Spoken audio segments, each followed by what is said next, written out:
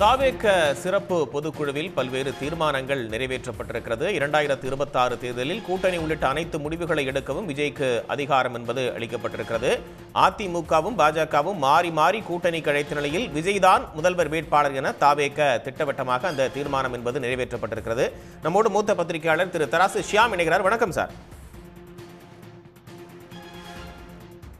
Shyam sir வணக்கம், இணைப்பில் இருக்கீங்க. வணக்கம். தாவேக சிறப்பு பொதுக்குழுவில் பல தீர்மானங்கள் நிறைவேற்றப்பட்டிருக்கு. மீண்டும் திட்டவட்டமா விஜய் தான் முதல்வர் வேட்பாளர் அப்படின்னு சொல்லியிருக்காங்க. அதுல உங்களுடைய முதற்கட்ட பார்வை? அரசியல் ரீதியாக இதுதான் முக்கியத்துவம் வாய்ந்தது. பிற தீர்மானங்கள் விவரங்கள் டெல்டா மாவட்டங்களில் நெல் உள்ளிட்ட தானியங்களை கொள்முதல் செய்யாத கண்டனம், வடகிழக்கு மழை குறித்த வானிலை ஆய்வு மையத்தோட அறிவிப்புகள், ராம்சார் சதுப்பு நிலத்தில் குடியிருப்பு கட்ட வழங்கிய அனுமதி, இப்படியான விஷயங்கள் எல்லாம் பொதுப்படையாக புரிந்து கொள்ள முடிகிறது.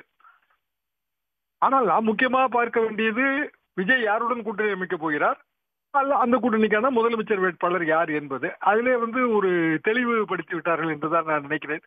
அதாவது விஜயை முதலமைச்சர் வேட்பாளராக ஏற்றுக்கொள்கிற ஒரு கூட்டணி, அப்படித்தான் நாம் இதை புரிந்து கொள்ள வேண்டும். அப்படி அதிலே அதிமுக திமுகவுக்கு மன்னிக்கணும், அதிமுக மற்றும் பாரதிய ஜனதாவுக்கு இடம் இல்லை. அந்த கூட்டணியில் இவர் சேரப்போவது இல்லை. ஏனென்றால் தேர்தல் கூட்டணி குறித்தான அனைத்து முடிவுகளையும் எடுக்கும் முழு அதிகாரத்தையும் விஜய்க்கு தான் வழங்கி இருக்கிறார்கள். எனவே இனி அந்த கட்சியிலிருந்து வேறு யாரும் பேச மாட்டார்கள். விஜயுடன் நீங்கள் போய் பேச என்பது மிக மிக கடினம். ஆக மொத்தத்தில் கூட்டணி இல்லை என்றுதான் நான் இதை புரிந்து கொள்கிறேன்.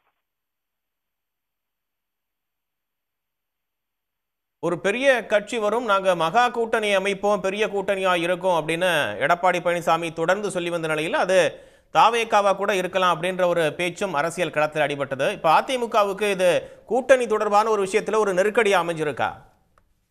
நெருக்கடிதான் காரணம். இன்றைக்கு அதிமுக கூட்டமும் இதே நேரத்தில் நடக்கிறது. நீங்க செய்தி ஊடகங்களை பார்த்தீர்கள் என்றால் எல்லோருமே விஜய் பக்கம்தான் தங்களது பார்வையை திருப்பி இருக்கிறார்கள்.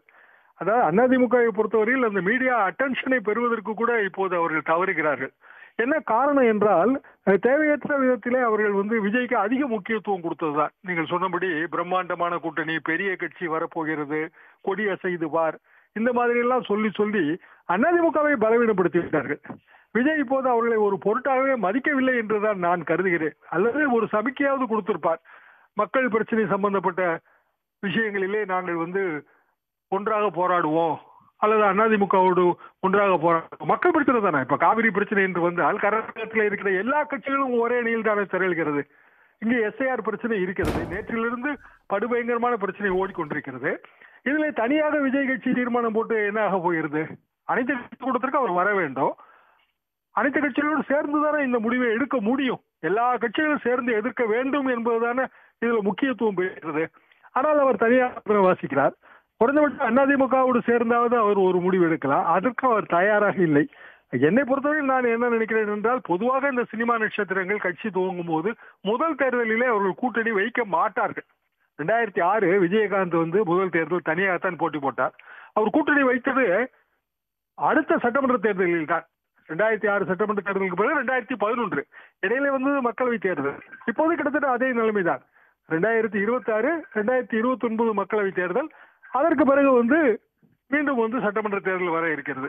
எனவே 2026 தேர்தலிலே அவர் கூட்டணி அமைப்பதற்கு வாய்ப்பே இல்லை. இது அனைவருக்குமே தெரியும். அதிமுகவில் இருக்கிற எல்லா தலைவர்களுக்கும் தெரியும்.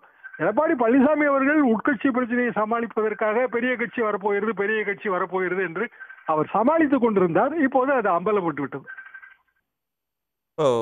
தாவேக தலைவர் விஜய் அவர்களுடைய அந்த கூட்டணி கணக்கு என்னவா இருக்கும் அப்படின்னு கணிக்கிறீங்க சார்? இந்த நிபந்தனையை ஏற்றுக்கொள்பவர்களுக்கான வாய்ப்பு தான். ஏனென்றால் அவர் விக்கிரவாண்டி கூட்டத்திலே ஒரு விஷயத்தை தெளிவுபடுத்தினார். நாங்கள் தனித்து மெஜாரிட்டி கிடைத்தாலும் நாங்கள் கூட்டணி கட்சிகளுக்கு அமைச்சரவையில் இடம் கொடுப்போம் என்பது அவர் சொன்ன விஷயம்.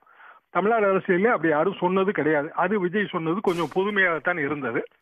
அப்படியான நிலைப்பாடு உடைய கட்சிகள், அந்த கட்சிகளிலும் சில தொகுதிகளுக்கு மட்டுமே குறிவைக்கிற கட்சிகள், உதாரணமாக திரு டிடிவி தினகரன் சில தொகுதிகளுக்கு மட்டும் குறிவைத்து காய் நகர்த்துவார்கள். காரணம், அந்த தொகுதிகளிலே அவர்களுக்கு ஒரு குறைந்தபட்ச ஆதரவு ஓட்டு வங்கி இருக்கும். விஜய் ஓட்டு வங்கியோடு சேர்ந்தால் ஒரு வெற்றிக்கான வாய்ப்பு இருக்கிறது என்று அந்த கட்சியில் இருப்பவர்கள் நினைக்கிறார்கள். எனவே அவர்களை போன்றவர்கள் விஜயோடு சேர்ந்து கூட்டணி அமைப்பதற்கான வாய்ப்பு இன்னமும் இருப்பதாகத்தான் நான் நினைக்கிறேன். அப்படி என்றால் விஜய் தலைமையில் ஒரு கூட்டணி, ஏற்கனவே இருக்கிற திமுக கூட்டணி, அதிமுக பாரதிய ஜனதா கூட்டணி, சீமான் கூட்டணி, ஆக 4 முனை போட்டி. இந்த 4 அணிகளிலும் ஒருவேளை இடம் கிடைக்கவில்லை என்றால் ஒரு 5வது அணி வரத்தான் செய்யும். ஆக திமுகவுக்கு எதிரான வாக்கு வங்கி சிதறுண்டு போதல். கிட்டத்தட்ட இது 2016 நிலவரத்தை பிரதிபலிப்பதாகத்தான் நான் நினைக்கிறேன். 2011 அதிமுக வெற்றி, 2016 அதிமுக வெற்றி. காரணம் ஜெயலலிதாவுக்கு எதிரான வாக்கு வங்கி பிளவுபட்டதுதான். அதே போன்ற ஒரு நிலைமை இப்போது இருப்பதாகத்தான் நான் யூகிக்கிறேன். உடனுக்குடன் செய்திகளை தெரிந்து கொள்ள சன் நியூஸ் பெல் ஐகானை கிளிக் பண்ணுங்க.